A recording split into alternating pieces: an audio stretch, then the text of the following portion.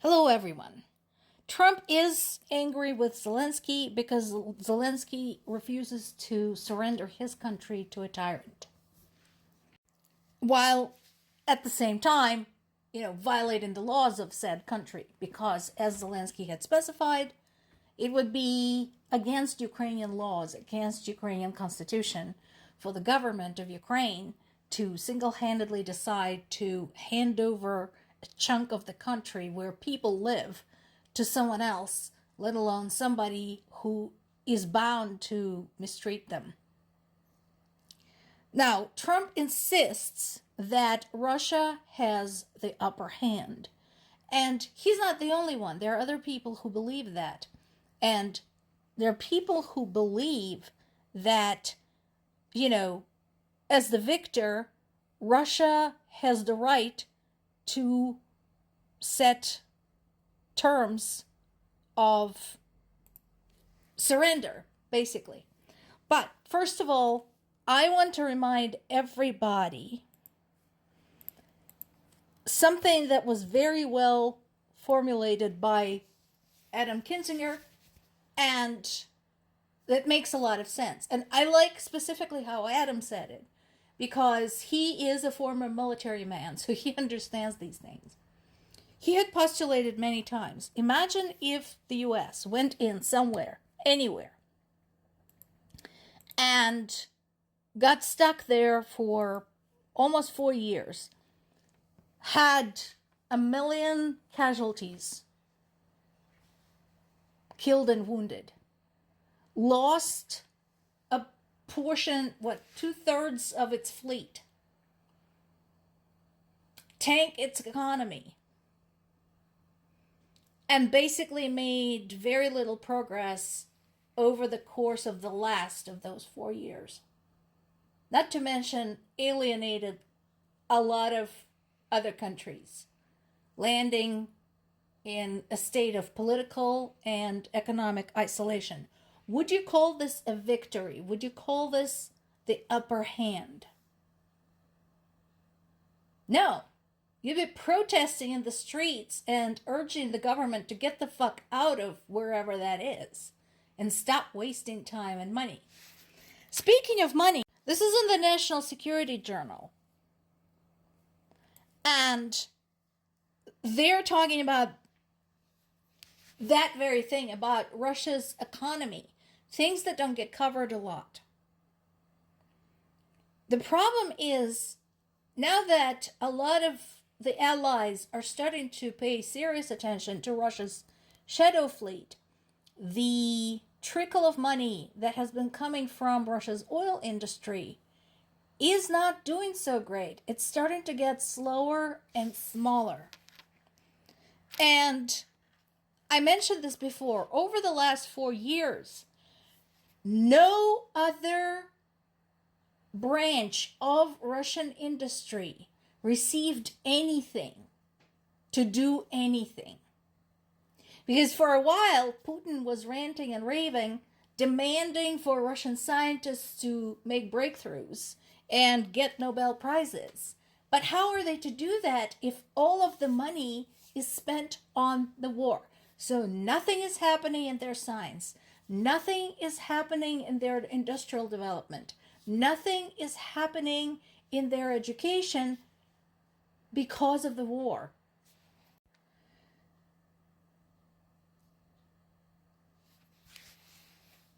Basically, the things are so bad right now that people are not getting paid, including even the people who are directly involved in Russia's military-industrial complex. You would think, considering Russia is conducting a war, you would think they would do their best to at least keep that going, right? Because you don't want people who are serving the war to become disgruntled and walk out, right? At least you want to keep them paid and fed and generally happy. Nope. Not so fast. Yaroslav shipbuilding plant hasn't paid its 850 workers since September. And that is one of the biggest defense ministries contracts.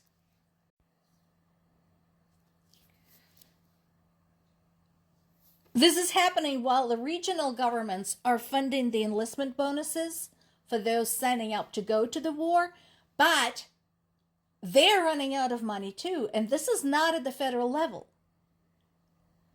Yakutia had stopped all war bonuses and injury and death compensation. Now, this is important. Yakutia is an interesting phenomenon in Russia, in general, in Russian economy. It was already that way.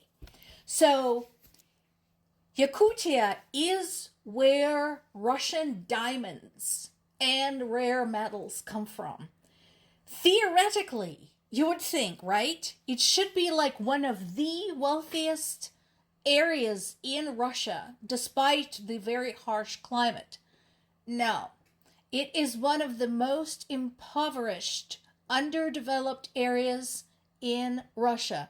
One of the main roads for cargo trucks is known as the Highway of Death. You can look it up. Look up on YouTube. There are videos of it. Yakutia, the Highway of Death, or the Road of Death, where 1 in 10 to 1 in 5 drivers are risking death on a regular delivery route. So now Yakutia is again running out of money, and it had stopped the war bonuses. It boggles the mind. And of course, if you don't pay the bonuses, if you don't pay out the death benefits to the families, fewer and fewer people find it of any interest to sign up and go get killed. So that is a serious problem. And Trump, who doesn't bother investigating such things, continues to claim that Russia has the upper hand. Explain to me, how is this upper hand?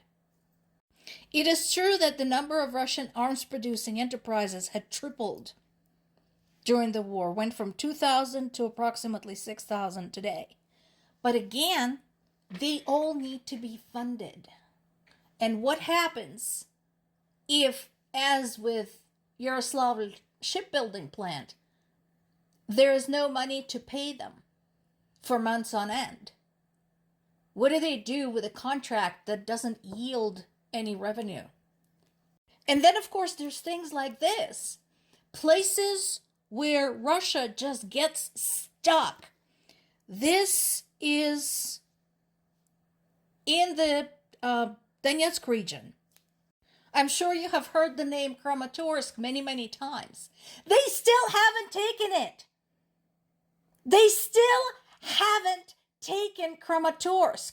Yes, it is destroyed. The picture shows it. They've done everything to it, and they still can't move past it. After months and months and months, they've been sitting there, probably well over a year. They've been sitting there, and they still cannot make progress. And Kramatorsk is not the only one that's like that. It's like a fucking pebble in their goddamn shoe, and good. Because I want these people to hurt for what they're doing to Ukraine.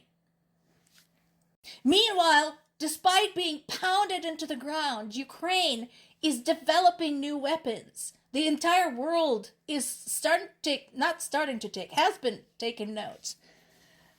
Military leaders are rewriting their strategy books. And here's another one. Ukraine's drone strike crippled Russia's Shadow Fleet tanker in the Black Sea. Ukraine continues to hit Russia where it hurts, in its oil industry, over and over.